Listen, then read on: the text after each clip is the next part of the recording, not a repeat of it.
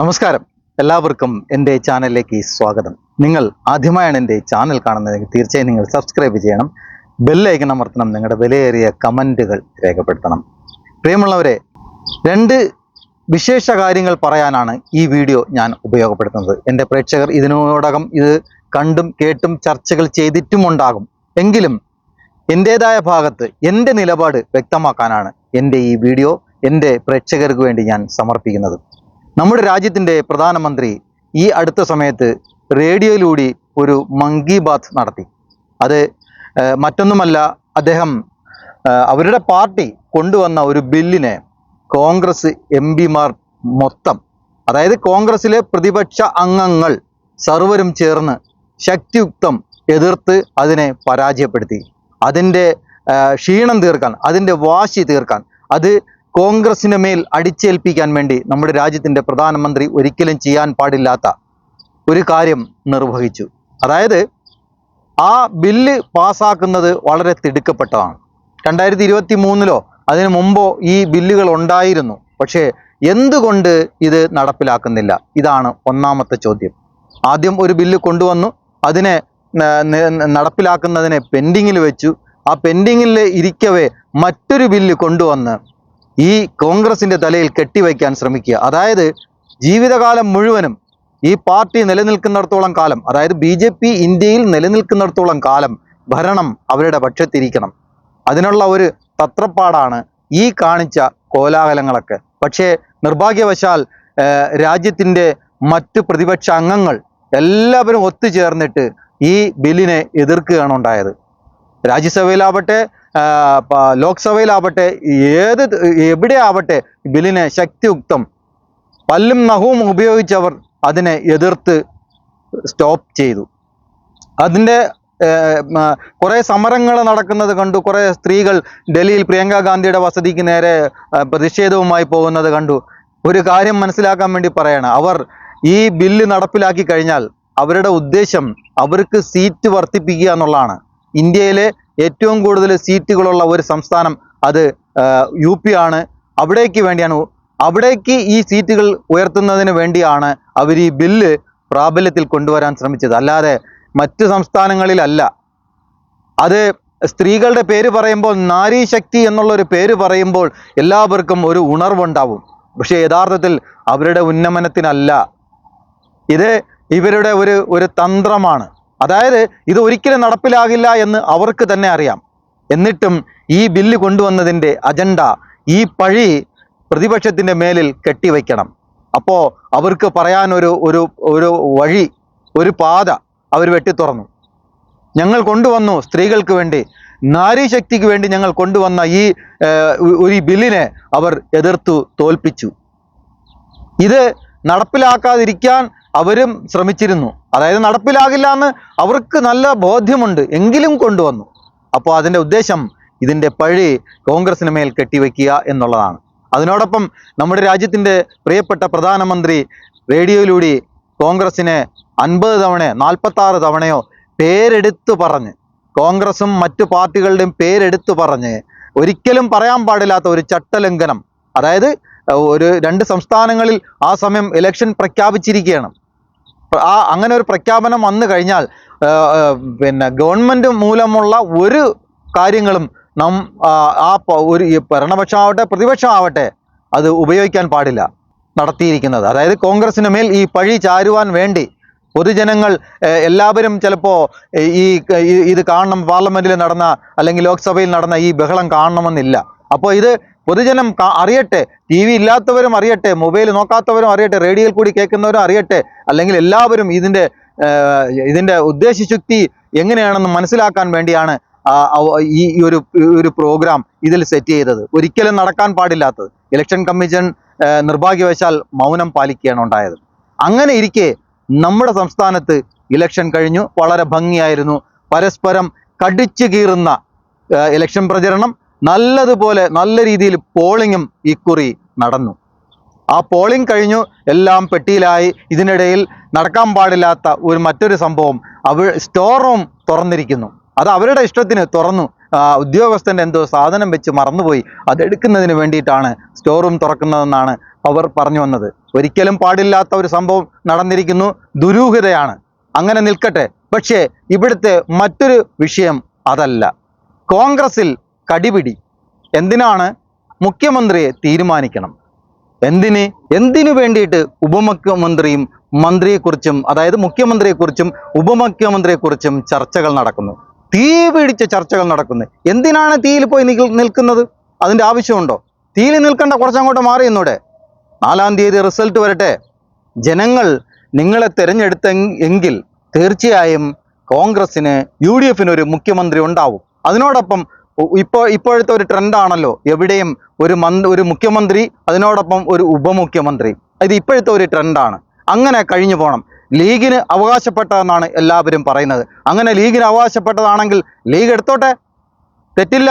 അവകാശപ്പെട്ടത് ആരാണോ അവർക്ക് സ്ഥാനം നൽകുന്നതിൽ ഒരു തെറ്റുമില്ല. പക്ഷേ ഒരു കാര്യം ആര് അവകാശപ്പെട്ടാലും മനസ്സിലാക്കണം, ഇന്ന് കേരളത്തിൽ UDF അധികാരത്തിൽ വരാൻ കാരണമായിട്ടുണ്ട് എങ്കിൽ തീർച്ചയായും അത് VD സതീശൻ്റെ ഒറ്റ നേതൃത്വം കൊണ്ട് മാത്രമാണ് കേരളത്തിലെ ജനങ്ങൾ കോൺഗ്രസ്സിന് വോട്ട് ചെയ്തത്, അല്ലെങ്കിൽ UDF-ന് വോട്ട് ചെയ്തത്.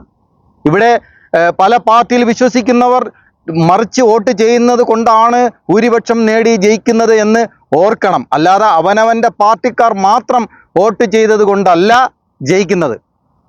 കേരളത്തിലെ ജനങ്ങൾ എപ്പോഴും അങ്ങനെയാണ്. താൻ ഒരു പാർട്ടിയിൽ വിശ്വസിക്കും, പക്ഷേ അവർ അടുത്ത പ്രാവശ്യം അധികാരത്തിൽ ഇരിക്കണോ വേണ്ടേ എന്ന് അവർ ചിന്തിക്കും. അത് അവർ വോട്ട് മറിക്കും. തീർച്ചയായും എനിക്കൊരു വിശ്വാസമുണ്ട്, ഒരു പാർട്ടിയിൽ വിശ്വാസമുണ്ട്. കാരണം എൻ്റെ പാർട്ടി ഈ പ്രാവശ്യം ഇരുന്നാൽ ശരിയാകില്ല എന്ന് ഞാൻ തീരുമാനിച്ചാൽ എൻ്റെ വോട്ട് മറ്റൊരു വ്യക്തിക്ക് അല്ലെങ്കിൽ മറ്റൊരു പാർട്ടിക്ക് കൊടുക്കും. ഇതാർക്കും അറിയില്ല. ഇത് നടക്കുന്ന സംഭവമാണ്, കേരളത്തിൽ സർവ്വസാധാരണമാണ്. പക്ഷേ ഇവിടെ കേരളത്തിലെ ജനങ്ങളെ വിഡ്ഢികളാക്കാൻ ശ്രമിക്കരുത് കോൺഗ്രസ്സിലെ നേതാക്കന്മാർ. ഇത് 100% ഞാൻ പറയുന്നതല്ല, ഇത് കേരളത്തിലെ ജനങ്ങൾ പറയുന്നതാണ്. ജനത്തിന് വേണ്ടി ഞാൻ പറയുന്നു എന്ന് മാത്രം. കേരളത്തിലെ ജനങ്ങളെ വിഡ്ഢികളാക്കാൻ ശ്രമിക്കരുത്. റിസൾട്ട് വന്നില്ല, റിസൾട്ട് വരട്ടെ, നിങ്ങൾ തന്നെ ജയിക്കും എന്ന് ഉറപ്പ് നിങ്ങൾക്കുണ്ട് എങ്കിൽ UDF തന്നെ ജയിക്കും. അതിനുവേണ്ടിയുള്ള പ്രയത്നങ്ങളെല്ലാം കഴിഞ്ഞു, എല്ലാം കഴിഞ്ഞു, പെട്ടിയിലായി, അത് അങ്ങനെ വെച്ചിരിക്കുന്നു. തുറക്കട്ടെ, എന്നിട്ട് അധികാരത്തിൽ വരട്ടെ. അപ്പോൾ അതിന് വേണ്ട തീരുമാനങ്ങൾ എടുക്കാൻ വലിയ ഒരു നേതൃത്വമുണ്ട്. കോൺഗ്രസ്സിന് പല നേതൃത്വമുണ്ടെങ്കിലും അങ്ങ് ഡൽഹിയിലിരിക്കുന്ന ഹൈക്കമാൻഡ് എന്ന് പറയുന്ന ഒരു നേതൃത്വമുണ്ട്. രാഹുൽ ഗാന്ധിയുടെയും സോണിയാഗാന്ധിയുടെയും പ്രിയങ്ക ഗാന്ധിയുടെയും നേതൃത്വത്തിൽ, മല്ലികാർജുൻ ഖാർഗെയുടെ നേതൃത്വത്തിൽ, വലിയ ഉന്നത നേതാക്കളുടെ നേതൃത്വത്തിൽ കാര്യങ്ങൾ തീരുമാനിക്കാൻ പ്രാപ്തിയുള്ള ഒരു പാർട്ടിയാണ് ഇന്ത്യൻ നാഷണൽ കോൺഗ്രസ്. അതിനെ ഇത്തരത്തിൽ ഉപമുഖ്യമന്ത്രി എന്നും അല്ലെങ്കിൽ മുഖ്യമന്ത്രി എന്നും മുൻകൂട്ടി നിങ്ങൾ തീരുമാനിച്ച് ജനങ്ങളെ വിഡ്ഢികളാക്കാൻ ശ്രമിക്കരുത്. നിങ്ങളെ ഇനി എങ്ങാനും ജനങ്ങളെ വിഡ്ഢികളാക്കി VD സതീശനെ, അയാൾ അർഹതപ്പെട്ട മനുഷ്യനാണ്, അതിൽ യാതൊരു തർക്കവുമില്ല. VD സതീശൻ ഇക്കുറി കേരളത്തിൻ്റെ മുഖ്യമന്ത്രിയാകാൻ എന്തുകൊണ്ടും യോഗ്യനായ മനുഷ്യൻ തന്നെയാണ്, ഒരു നേതാവ് തന്നെയാണ്. പല ആൾക്കാരും വോട്ട് ചെയ്ത 99% ആൾക്കാരും അവരെ മനസ്സുകൊണ്ട് ആഗ്രഹിക്കുന്ന പേരാണ് VD സതീശൻ. അയാളെ മാറ്റി നിർത്തി മറ്റാരെങ്കിലും കൊണ്ടുവരാൻ നിങ്ങൾ ശ്രമിച്ചാൽ പിന്നെ ഓർക്കുക, ചിലപ്പോൾ നിങ്ങൾക്ക് 5 വർഷം മാത്രമാണ് നിങ്ങൾക്ക് ഭരിക്കാൻ പറ്റുന്നത്. അത് കഴിഞ്ഞാൽ പിന്നെ ഉണ്ടാവില്ല. പൊതുജനങ്ങൾ വിഡ്ഢികളാണെന്ന് ഒരിക്കലും വിചാരിക്കരുത്. ഇന്ന് UDF-നെ അധികാരത്തിൽ കൊണ്ടുവരാൻ പൊതുജനം കാണിച്ച ജാഗ്രത, അതിന് ഭംഗം വരാതെ നല്ലതുപോലെ സന്തോഷത്തോടു കൂടി വോട്ട് ചെയ്ത എല്ലാവർക്കും പ്രിയപ്പെട്ടവനാണ് നമ്മുടെ VD സതീശൻ. അദ്ദേഹം പറഞ്ഞൊരു വാക്ക്, ഇലക്ഷൻ പ്രഖ്യാപിക്കുന്നതിന് മുമ്പ് ഇക്കുറി UDF അധികാരത്തിൽ വന്നില്ല എങ്കിൽ അയാൾ ഉപവാസത്തിന്, അതായത് വനവാസത്തിന് പോകും. അതായത് അത്രത്തോളം വിശ്വാസമുണ്ടായിരുന്നു ആ മനുഷ്യന്, ആ നേതാവിന്. ഒരു നേതാവും അത്തരം ഒരു വാക്ക് പറയുന്നതായി ഒരിടത്തും കണ്ടില്ല. എല്ലാവരും വളരെ സന്തോഷപൂർവ്വം നല്ലതുപോലെ പ്രവർത്തിച്ചതിൻ്റെ ഫലം 4-ാം തീയതി നാം അറിയാൻ പോവുകയാണ്. ആ 4-ാം തീയതി കഴിഞ്ഞതിന് ശേഷം തീരുമാനിച്ചാൽ പോരെ ആര് മുഖ്യമന്ത്രി ആകണമെന്നും ആര് ഉപമുഖ്യമന്ത്രി ആകണമെന്നും എന്നുള്ള കടിപിടി കൂടൽ. അത് വേണ്ട. മുഖ്യമന്ത്രി അത് ഇദ്ദേഹം തന്നെയാണ്. കേരളത്തിലെ ജനങ്ങൾ അത്രത്തോളം ആഗ്രഹിച്ചു. അങ്ങനെ ഇരിക്കെ വേണം മറ്റൊരു കാര്യം ഈ കൂട്ടത്തിൽ പറയാനുണ്ട്. ഒരു ക്ഷേത്ര ആ, ഒരു ക്ഷേത്രാങ്കണത്തിൽ പാട്ട് പാടുന്നതിനിടയിൽ ക്രിസ്ത്യൻ പാട്ട് പാടിയെന്നോ അല്ലെങ്കിൽ മറ്റേതോ മതത്തിനെ കുറിച്ച് പാട്ട് പാടിയെന്നോ പറഞ്ഞ് കുറേ ഒരു ഒരു ഒരു ട്രൂപ്പിനെതിരെ വിദ്വേഷ പ്രസംഗങ്ങളും പോസ്റ്ററുകളുമായി കുറേ മനുഷ്യന്മാർ ഇറങ്ങിയിരിക്കുന്നു. ഇവരൊക്കെ ഏത് ലോകത്താണ് ജീവിക്കുന്നത്? എന്ത് മനുഷ്യന്മാരാണ്? പാട്ടിനെവിടെ മതം? പാട്ടിനെവിടെ ജാതി?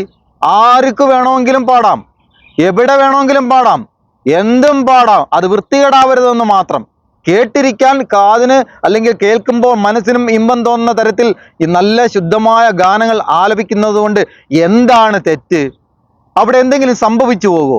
ഒരു ക്രിസ്ത്യൻ പാട്ട് പാടിയാൽ അതിന് നമ്മുടെ ശശികല ടീച്ചറും അതുപോലെ കുറേ മനുഷ്യന്മാർ എന്തൊക്കെയാണ്. ഒരു അപകടം സംഭവിച്ചാൽ ഓടിയെത്തുന്നത് ഏത് മനുഷ്യനാണ്?